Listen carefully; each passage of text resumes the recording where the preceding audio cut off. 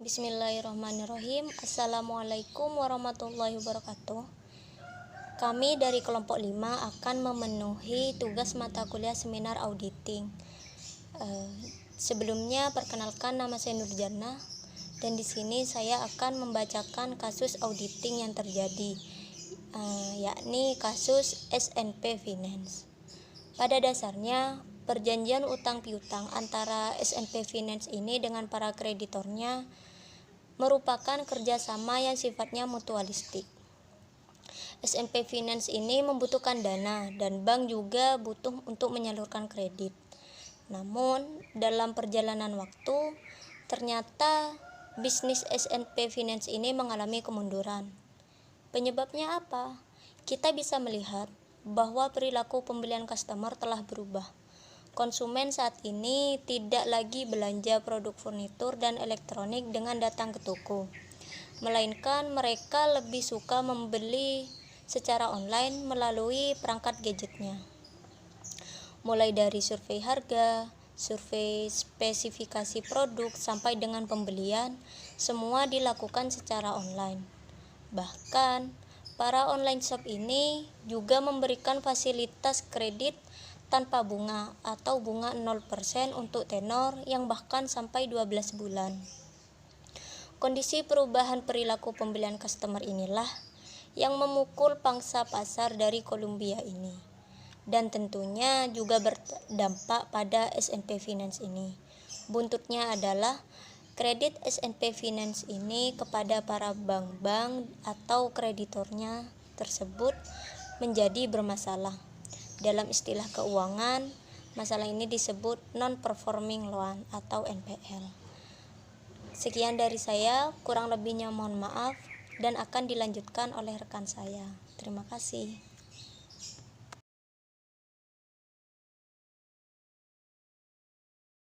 Assalamualaikum warahmatullahi wabarakatuh. Nama saya Silvi Salimah. Di sini saya akan menjelaskan tentang tinjauan kasus yang menimpa kasus SNP Finance Deloitte, di mana pada awalnya SNP Finance di sini melakukan pinjaman dengan pihak bank untuk melaksanakan kelancaran usahanya. Namun ternyata kemudian salah satu retail bisnisnya mengalami kemunduran, yang hal ini menyebabkan kredit SNP Finance terhadap bank tersebut menjadi bermasalah.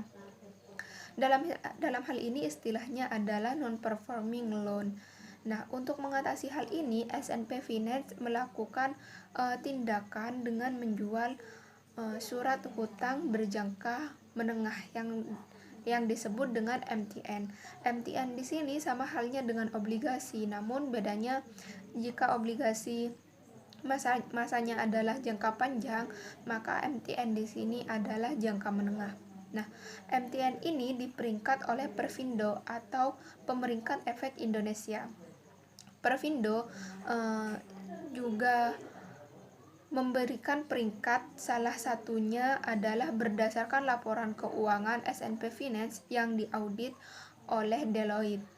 SNP Finance di sini pada awalnya memiliki peringkat Amin sejak Desember 2015 hingga 2017.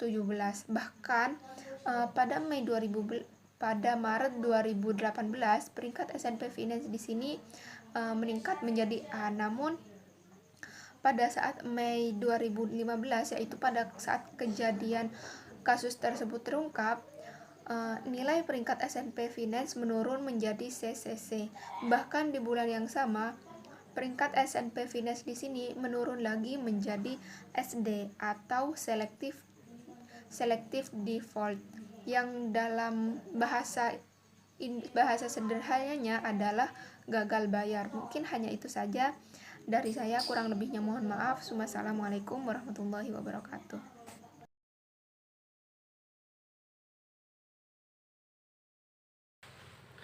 Assalamualaikum warahmatullahi wabarakatuh. Perkenalkan, nama saya Abdul Aziz. Saya merupakan pemateri ketiga dari kelompok 5 pada makul seminar auditing. Di sini saya kebagian mengenai tentang tindakan permasalahan dari studi kasus yang telah kami angkat barusan, sudah dijelaskan oleh pemateri barusan, yang mana manajemen NSP Finance ternyata melakukan pemalsuan data dan memanipulasi laporan keuangan. Di antaranya adalah dengan membuat piutang fiktif melalui penjualan fiktif. Piutang itulah yang dijaminkan kepada para krediturnya sebagai alasan bahwa nanti ketika piutang tersebut ditagih, uangnya akan digunakan untuk membayar utang kepada kreditor. Untuk mendukung aksinya tersebut, NSP Finance di sini memberikan dokumen fiktif yang berisi data customer Columbia. Sangat disayangkan bahwa Deloitte yang di sini sebagai auditornya gagal mendeteksi kesalahan tersebut. Bahkan Deloitte di sini memberikan opini wajar tanpa pengecualian pada laporan keuangan NSP Finance yang setelah diteliti ternyata banyak kekeliruannya. Mungkin hanya itu yang bisa saya sampaikan. Kurang lebihnya mohon maaf. Akhirul kalam, wassalamualaikum warahmatullahi wabarakatuh.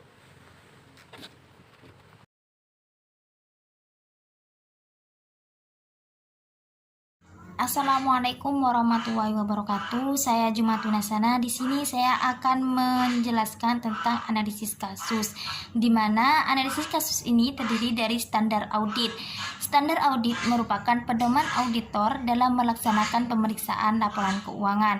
Dalam melakukan standar audit, terdapat beberapa standar, di antaranya yang pertama kompeten atau suatu hal yang mengharuskan keahlian, yang kedua independen atau tidak terpengaruh, yang ketiga professional care atau tingkat keprofesionalan, yang keempat educate planning dan proper supervision, yang kelima pemahaman yang memadai atas struktur pengendalian intern, yang keenam bukti audit yang kompeten, yang ketujuh financial statement presented in accordance atau sesuai dengan prinsip akuntansi, yang kedelapan konsistensi in application atau harus konsisten, yang kesembilan isi laporan harus dipandang memadai dan mencakup.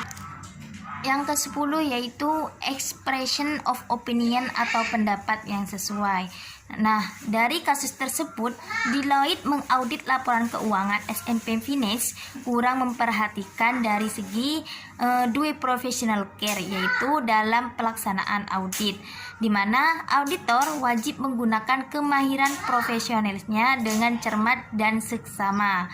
Yang kedua yaitu dari segi expression of opinion, yaitu laporan auditor harus memuat suatu pendapat melalui laporan keuangan secara menyeluruh atau asersi bahwa pernyataan demikian tidak dapat diterima.